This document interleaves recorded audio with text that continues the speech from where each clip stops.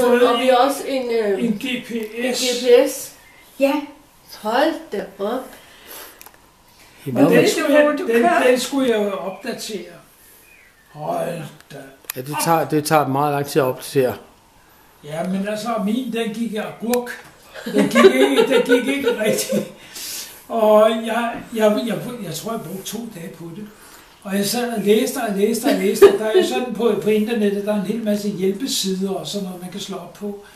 Og så kom det, så stod der et eller andet sted, at hvis det var gået dårligt med den her opdatering, og det ikke blev gennemført, som det skulle, så skulle man gå ind i sit system og se, om der var et eller andet sted i sin computer, hvor der stod, at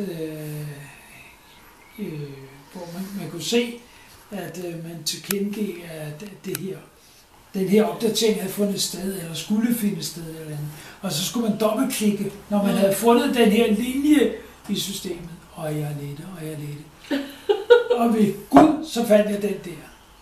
Der stod Garmin LTB, eller et eller andet, opdatering, et eller andet. Og så lavede jeg dobbeltklik, og jeg havde sat min Garmin til. Og værsgo, fru Larsen. Så var den der skulle.